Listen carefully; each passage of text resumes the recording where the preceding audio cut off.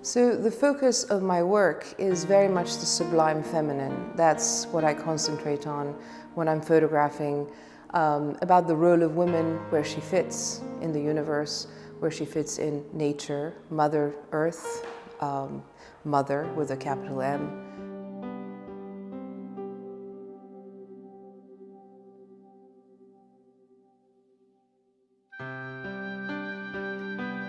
It's not shadows that dominates my work, it's actually light. I often talk about painting with light.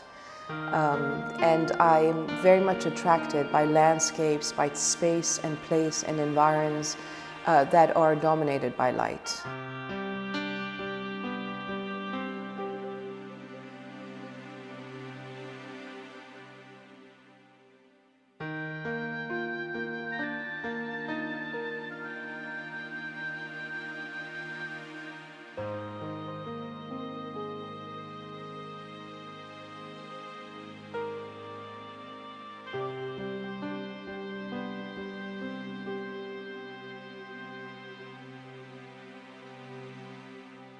As a photographer, I've always been absolutely entranced by the work of Edward Weston. Goes without saying, the icon of American photography from the 30s and the 40s. And I've spent a lot of time researching his work and reading his day books, his diaries, his journals, and so forth.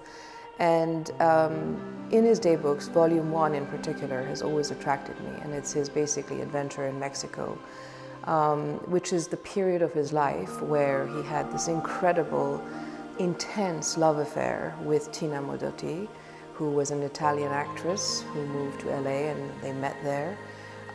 They started a very torrid affair, and she basically lured him to Mexico in the wake of the Mexican Revolution.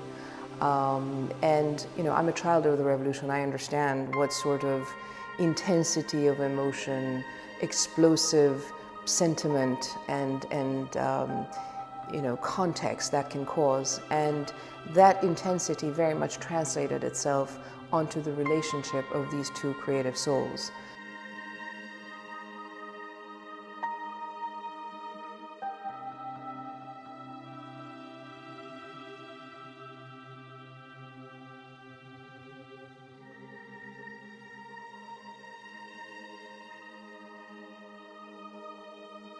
About 2 years ago, in May of 2017, I had the pleasure of going and spending some time on Wildcat Hill and in Carmel, at the sort of border of Big Sur, which is an area, again, that has always attracted me because of its nature, because of its light.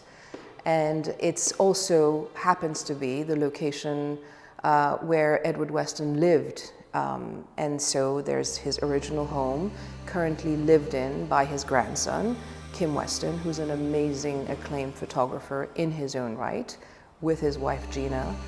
And so there's a lot of storytelling, a lot of sort of meandering and thought-provoking elements that I was encountered with. His desk, original, his lamp, his dining table, his dark room. Unbelievable. I entered that space, it was almost monastic. It was a sanctuary in every possible way. His chemical formulae still stuck on the wall. The only way I can describe that experience was just pure magic, sheer magic. How can you not be inspired by all of that?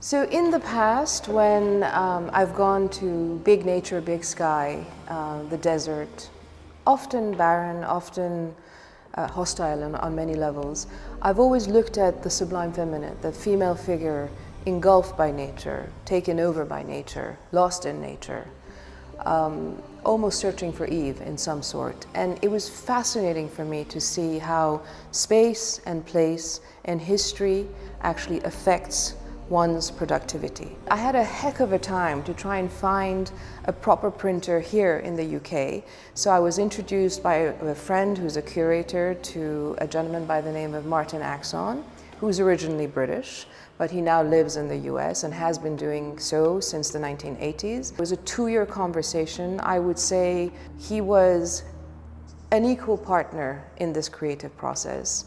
He understood my thinking, he understood where I was going with this, and as you can see, his hand is very much present in this print. All these brushstrokes are Martin's brushstrokes. The paper is an Arches paper from the Arches paper mill factory in France called Arches Platine, which he actually commissioned. And as you can see, it's 100% cotton fiber, it's hand-torn, and it just gives it a much more effectively high density, more intense blacks, higher contrasts, and you can almost feel a more painterly approach to photography through this medium as opposed to traditional prints.